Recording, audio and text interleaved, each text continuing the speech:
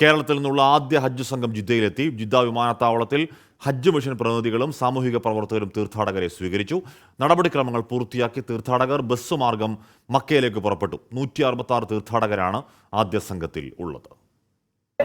കേരളത്തിൽ നിന്നുള്ള ആദ്യത്തെ ഹജ്ജ് വിമാനം അല്പം മുമ്പാണ് മക്കയിൽ എത്തിച്ചേർന്നത്.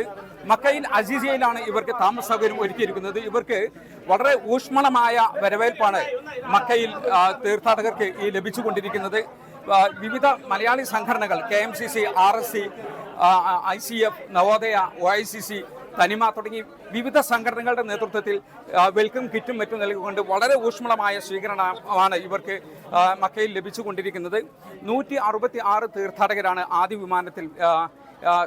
ഇന്ന് ആദ്യ വിമാനത്തിൽ മക്കയിലെത്തിയിരിക്കുന്നത്.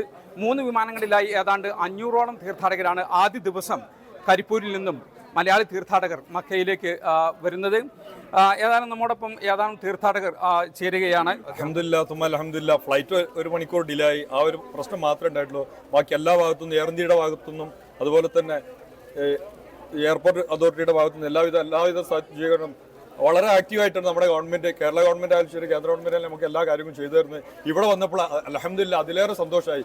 KMCC, ICF, RSC അതുപോലെ തന്നെ ഇടതുപക്ഷ പ്രസ്ഥാനമായ അവരുടെ സംഘടന എല്ലാവരുടെയും പേരെടുത്ത് പറയാൻ എനിക്ക് ഓർമ്മയില്ല. അതേപോലെ വിക്കായ എല്ലാവരും നമ്മുടെ അതിഥികളെ സ്വീകരിക്കാൻ വളരെയധികം റാഹത്തോടെ ഞങ്ങൾ ഇവിടെ എത്തിച്ചേർന്ന് അൽഹംദുലില്ലാ ഇനി ഇബാദത്ത് ചെയ്യാനുള്ള തൗഫീഖ് അള്ളാഹു ഞങ്ങൾ ലഭിക്കാൻ വേണ്ടി എല്ലാവരും പ്രാർത്ഥിക്കണം. എത്രയാണ് പറയാനുള്ളത്. ദുആ അസ്സലാമു അലൈക്കും. ഏതായാലും മക്കയിൽ അസീസിയയിലാണ് ഇവർ താമസിക്കുന്നത്. ഇന്ത്യയിൽ നിന്നുള്ള ഭൂരിഭാഗം തീർത്ഥാടകരും അസീസിയയിലാണ് താമസിക്കുക.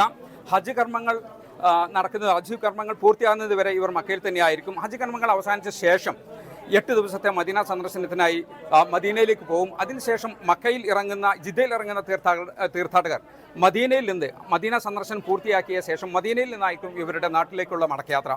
മക്കയിൽ നിന്നും ജലീൽ കണമംഗലം, 24.